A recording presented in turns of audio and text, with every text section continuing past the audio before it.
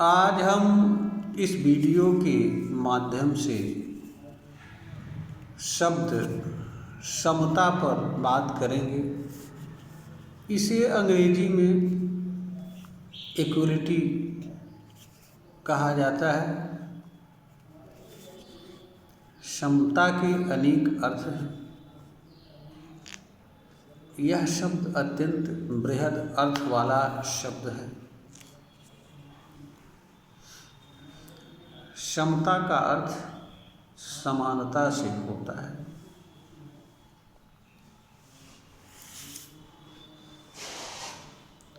समानता का अर्थ असमान चीज़ों को बराबर करना नहीं होता है, क्योंकि हमारे यूनिवर्स में और प्रकृति में जितनी भी चीज़ें हैं वह सभी चीज़ें एक दूसरे से पृथक हैं। कोई दो चीज़ एक समान नहीं है, हर चीज़ एक दूसरे से पृथक है। तो समानता यानी हर चीज़ असमान है, यानी अर्थ यह है कि संपूर्ण अनंत में जितनी भी चीज़ें हैं वह असमान हैं। कोई चीज़ किसी से मिलती नहीं है, समान नहीं है। तो समानता का अर्थ दो असमान या असंख्य असमान चीज़ों को समान बनाना नहीं होता है। समानता या समता का अर्थ असमान चीज़ों के साथ एक समान व्यवहार करने से होता है। समता एक व्यवहार का तरीका है कि हम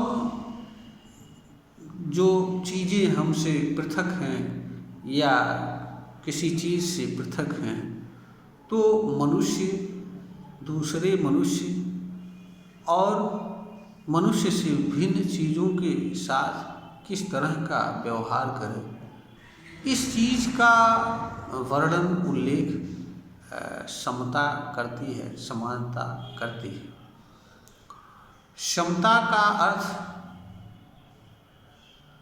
असमान चीज़ों को बराबर करना नहीं होता है। समता का अर्थ असमान सभी चीज़ों के साथ एक समान व्यवहार करने का अर्थ होता है। संपूर्ण यूनिवर्स हो चाहे प्रकृति हो, जितनी भी चीज़ें मनुष्य को छोड़कर हैं, जितनी भी दैवीय और प्राकृतिक चीज़ें हैं, चाहे वो सूर्य हो, धरती हो, आकाश हो, वायु हो, पानी हो, वह सभी चीज़ें एक दूसरे से विषम होते हुए भी, असमान होते हुए भी स्वयं से भिन्न चीज़ों के साथ एक समान व्यवहार करती है। और इस रूप में हर चीज़ जो है एक यूनिवर्सल लॉ, शाश्वत सिद्धांत का सृजन करती है। संपूर्ण यूनिवर्स इसी सिद्धांत पर चल रहा है। धरती, आकाश या धरती से भिन्न जितनी भी चीज़ें हैं, सबसे वह भिन्न है, असमान है। परंतु धरती स्वयं से भिन्न सभी चीज़ों के साथ एक समान व्यवहार करती है। मनुष्य भी इसी प्रकृति का, यूनिवर्स का एक हिस्सा है। समता का नियम यही कहता है कि मनुष्य को अपने से भिन्न जितने भी मनुष्य हैं, जितने भी प्राणी हैं और इनसे भी भिन्न जितनी भी चीज़ें हैं, उनके साथ इसका व्यवहार एक समान होना चाहिए। इसी में कल्याण है। अलग अलग मनुष्यों के साथ या अलग अलग चीज़ों के साथ मनुष्य का व्यवहार एक समान नहीं होना चाहिए। ऐसा करने से मनुष्य को कोई नुकसान नहीं है और वह किसी तरह के भेदभाव से बच सकता है, किसी तरह के दोहरे चरित्र से बच सकता है। क्योंकि जब मनुष्य अलग अलग मनुष्यों के प्रति अलग अलग विचार रखता है तो उसे अलग अलग व्यवहार करना पड़ता है। इससे मनुष्य के भीतर दोहरे चरित्र का जन्म होता है। वह बाहर से कुछ कहता है, अंदर से कुछ सोच रहा होता है। इस तरह के से मनुष्य के भीतर जो दोहरा कैरेक्टर होता है और जिसको मनुष्य को करना पड़ता है, उसका सबसे अधिक खामियाजा मनुष्य को स्वयं को उठाना पड़ता है। क्योंकि कोई भी विचार मनुष्य को उसी रूप में प्रभाव डालता है जिस रूप में वह किसी विचार को स्वीकार करता है, अनुसरण करता है और धारण करता है। मनुष्य किसी भी विचार को धारण करने, स्वीकार करने के लिए स्वतंत्र है, परंतु जो विचार को वह धारण करता है, जिसका अनुसरण करता है और जिस विचार के अनुसार कर्म करता है, वह इनके प्रभावों से बचने की क्षमता नहीं रखता है। समता शब्द का अर्थ सिर्फ इतना ही नहीं है।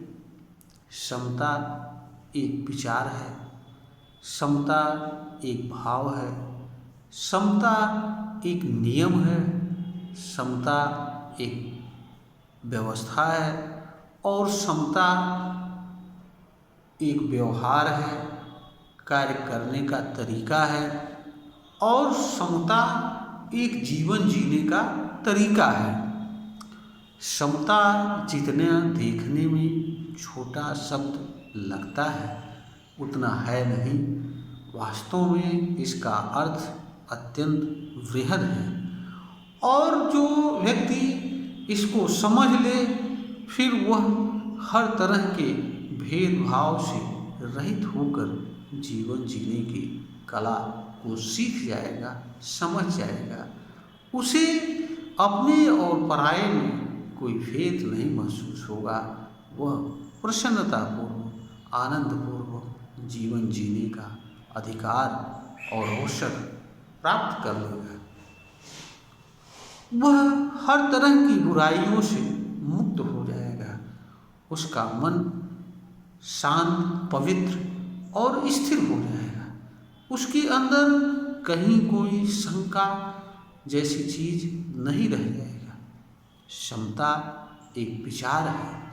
एक विचार के रूप में यह समतामूलक विचार है।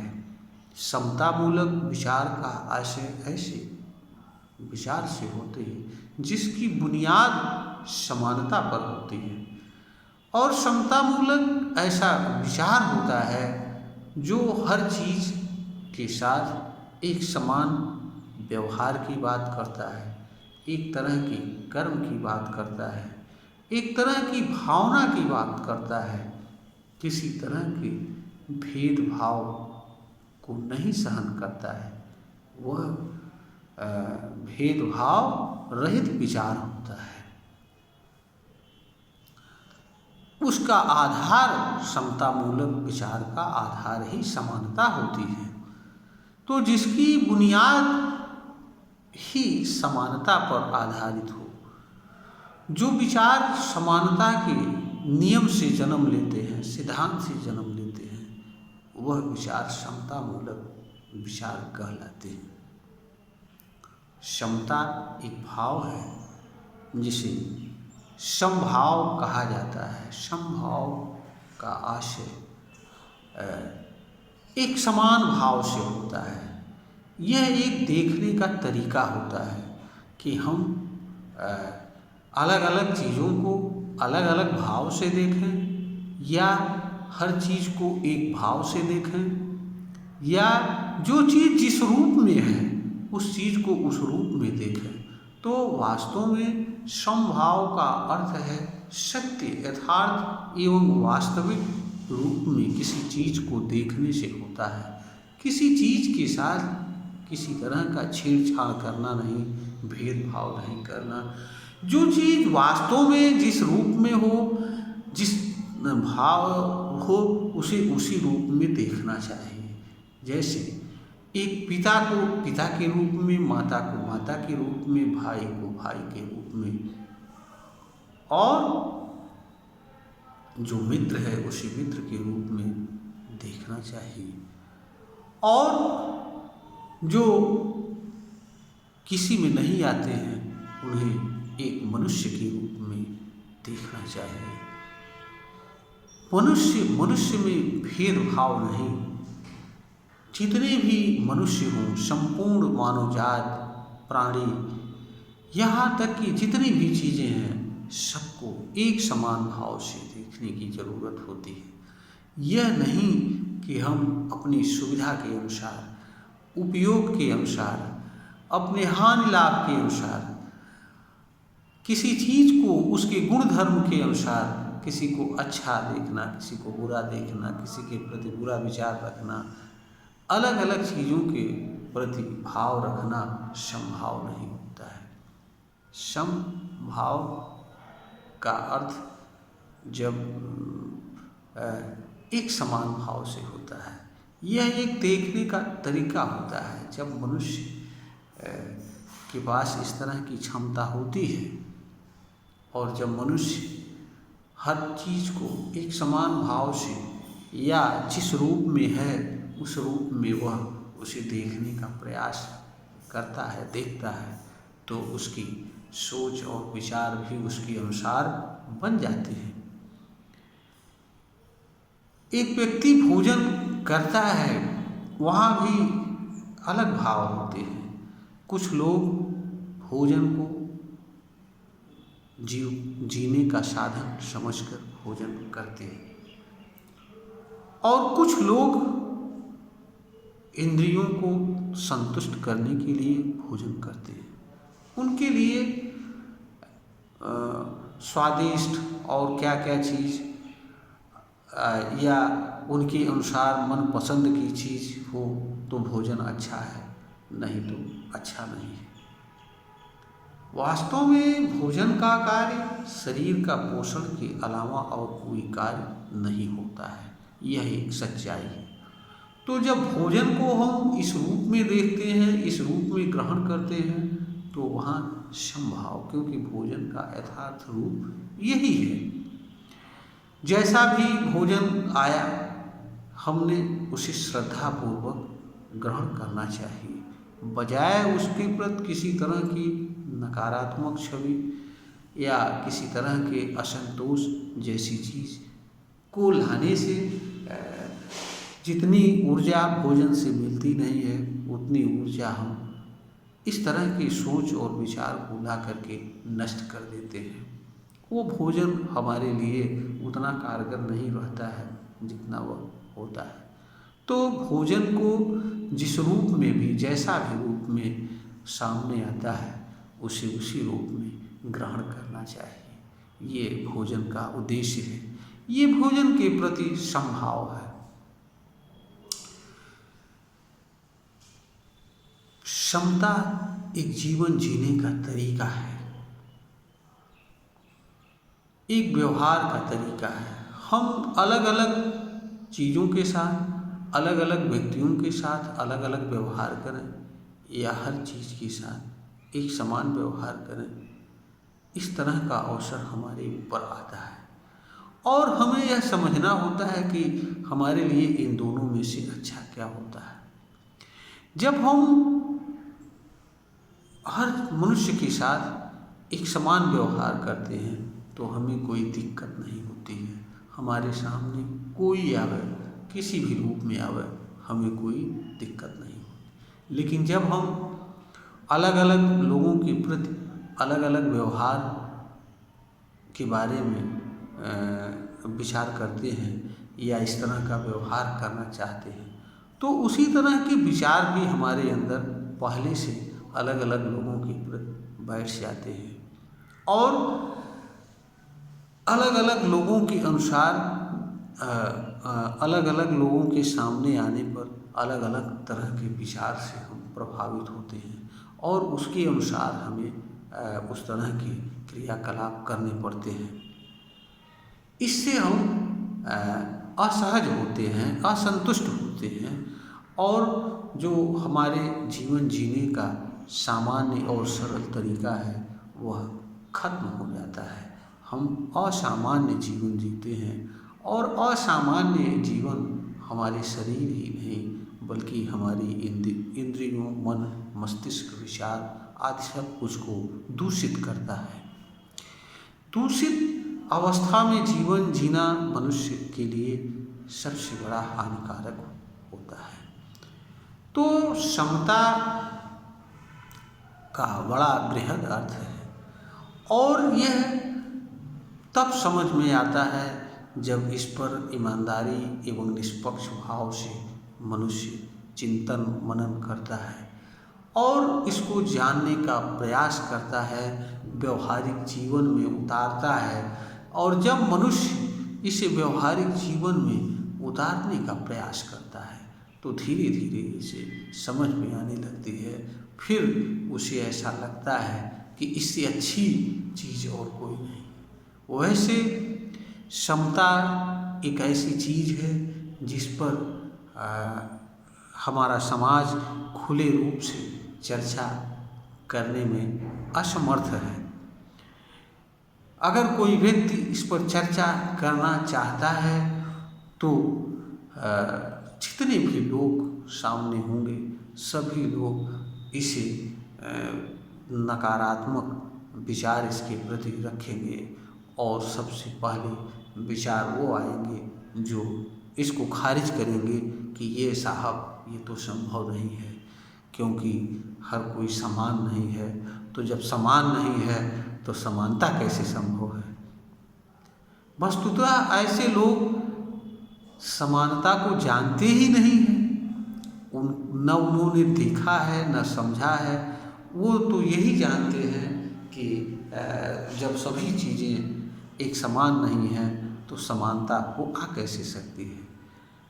समानता असमानता में ही चलने वाली चीज़ होती है। समानता चीज़ों के रूप, स्वरूप, गुण, आकार, प्रकार, अस्तित्व से संबंध नहीं रखती है। समानता एक व्यवहार है, जीवन जीने का तरीका है, एक विचार है, भाव है जिसे करना होता है। समानता का किसी रूप स्वरूप में नहीं बंधा होता है। रूप स्वरूप उन चीज़ों का होता है जो दिखती हैं, जिनका अपना स्वतंत्र अस्तित्व होता है। समानता किसी रूप, स्वरूप, प्रकार और किसी तरह के अस्तित्व में नहीं बंधा होता है। समानता असमान लोगों के साथ, असमान चीज़ों के साथ समान रूप से व्यवहार करने का तरीका होता है, नियम होता है, सिद्धांत होता है, विचार होता है, भाव होता है। समानता एक नियम होता है जिसको हमारे भारतीय संविधान के अनुच्छेद 14 द्वारा स्वीकार किया गया है, जिसमें जो यह कहता है कि equality before law and equal protection of law. सभी व्यक्ति विधि के समक्ष एक समान होंगे और हर व्यक्ति को विधियों का समान संरक्षण प्राप्त होगा। यानी विधि के समक्ष कोई व्यक्ति न तो छोटा होगा और न बड़ा होगा। विधि में समता का यही मतलब होता है। आगे हमारे संविधान का अनुच्छेद 15 कहता है कि जो है राज्य देश के किसी भी नागरिक के साथ जन्म स्थान, लिंग, निवास स्थान आदि के आधार पर किसी तरह का भेदभाव नहीं करेगा। समानता एक अवसर के रूप में होता है अवसर जिसका वर्णन अनुच्छेद 16 करता है कि हर व्यक्ति को विधि के समक्ष समता का अवसर की बात करता है, किसी तरह की भेदभाव की बात नहीं करता है। इसी कारण रिजर्वेशन के माध्यम से असमानता को दूर करने का प्रयास भी हमारा संविधान करता है, जो समता के नियम का विरोधी है, एक एक्सेप्शन है, अपवाद है। तो समानता एक नियम है जो हर किसी के लिए एक समान बात करता है, हर किसी को एक समान रूप में देखता है, कोई भेदभाव नहीं करता है। वह नियम समानता का होता है। समानता, समता एक व्यवस्था होती है। समता एक व्यवस्था के रूप में वहाँ होती है जहाँ व्यवस्था भेदभाव रहित हो। वह व्यवस्था समता की व्यवस्था कहलाती है। ऐसी व्यवस्था जो उसके संपर्क में आने वाले सभी लोगों के लिए एक समान व्यवहार करती है, किसी के साथ किसी तरह का कोई भेदभाव नहीं करती है, वह व्यवस्था समता की व्यवस्था होती है। एक समान, एक वर्ग के रूप में या कैटेगरी के रूप में आने वाले लोगों के लिए एक समान व्यवहार करती है। जैसे हमारे भारत के समस्त नागरिकों के लिए जो व्यवस्था है वो जो एक तरह की हो, वह समता की व्यवस्था कहलाती है।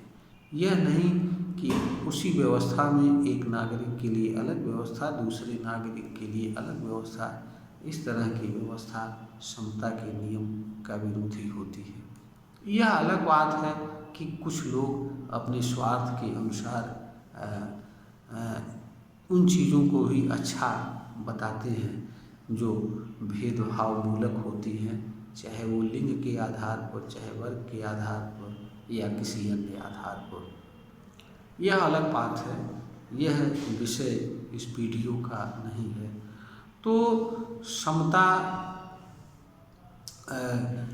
एक मानव जीवन का हिस्सा है। समता का अर्थ असमान चीज़ों को समान बनाना नहीं होता है, बल्कि असमान चीज़ों के साथ एक समान व्यवहार करना ही समता होती है। समता समस्त यूनिवर्स में असमान चीज़ों के माध्यम से दिखती है। यह भी सही है कि समता सीधे तौर पर दिखती नहीं है। समता का नियम संपूर्ण यूनिवर्स में है, परंतु यह दिखता नहीं है। इसको समझना पड़ता है, असमान चीज़ों के व्यवहार के माध्यम से समझना पड़ता है। जैसे एक धरती है, धरती पर जितने भी जीवन रहते हैं सबको वह एक समान रूप से धारण करती है। प्रकृति में जितनी भी चीज़ें हैं, प्रकृति हर किसी के साथ एक समान व्यवहार करती है। प्रकृति में विद्यमान चीज़ें एक दूसरे से भिन्न भिन्न होते हुए भी लेकिन दूसरों के साथ एक समान व्यवहार करती हैं। तो समता एक व्यवहार है, एक तरीका है। असमान चीज़ों के समान व्यवहार ही समता है। समता का अर्थ असमान चीज़ों को समान बनाना नहीं होता है, क्योंकि यह संभव नहीं होता है। सृजन हमेशा विषम रूप में होता है, क्योंकि सृजन हमेशा भिन्न चीज़ों के माध्यम से होता है।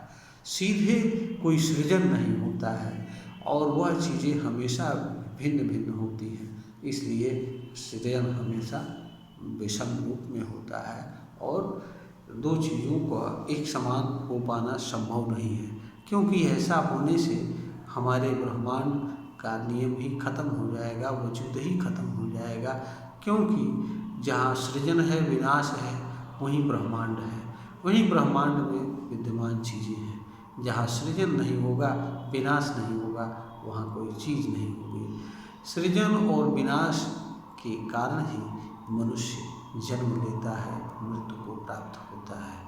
अगर यह प्रक्रिया न हो तो मनुष्य का जन्म भी संभव नहीं होगा और मृत्यु जैसी चीज़ की बात ही नहीं की जा सकती है।